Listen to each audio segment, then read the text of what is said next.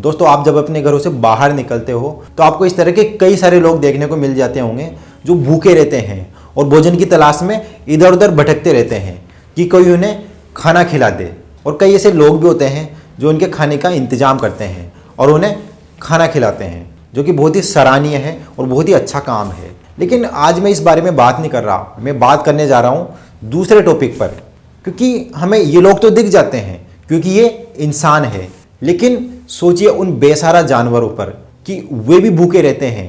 कई बार आपकी गली में बैठा हुआ कुत्ता भूखा रहता है, या फिर आपके घर के सामने जो बैठी हुई गाय है वो कई दिनों से भूखी रहती है, लेकिन हमें ये सब चीज़ें मालूम नहीं होती।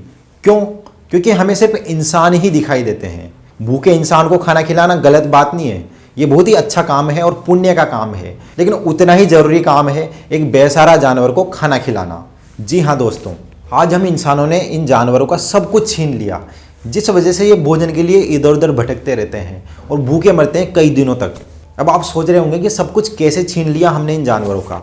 तो मैं आपको बता दूं कि एक वो ज़माना था जब सब कुछ प्राकृतिक था और हम जो चीज़ देखते हैं ना, उनमें से कुछ भी नहीं थी। न तो ये मकान थे, न गाड़ियाँ थी, न ये रोड थे, न ये ट्रैफिक था, या फिर जितनी भी फैसिलिटीज़ की चीज़ है ना, ये मोबाइल, कपड़े वगैरह, जो कुछ भी नहीं था, सब कुछ प्राकृतिक था। और उस समय क्या था कि सब जंगलों, पेड़ पौधों, नदियों, इन सब के सहारे ज़िंदगी जीते थे। और जितने भी जानवर हैं, पक्षी हैं और इंसान हैं, सब मिलजुल कर रहते थे।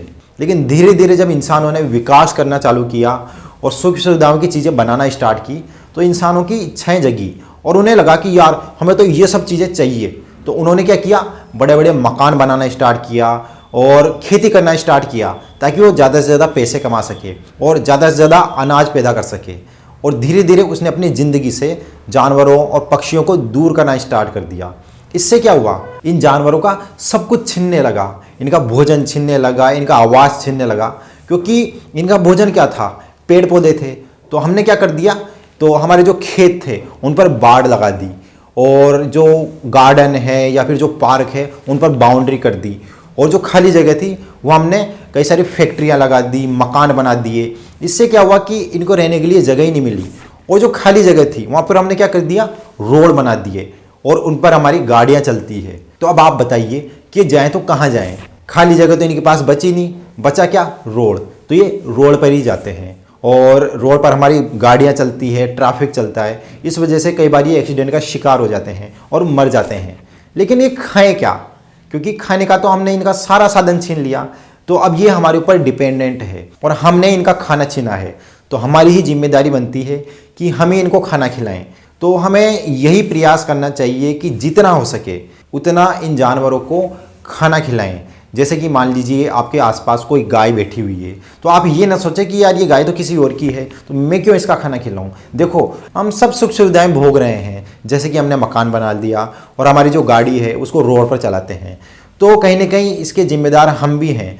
तो अगर हम चाहते हैं कि हमारा जो कर्ज है वो इन जानवरों से उतर जाए, तो हमें ये प्रयास करना चाहिए कि हमें जितना हो सके इनकी मदद करनी चाहिए।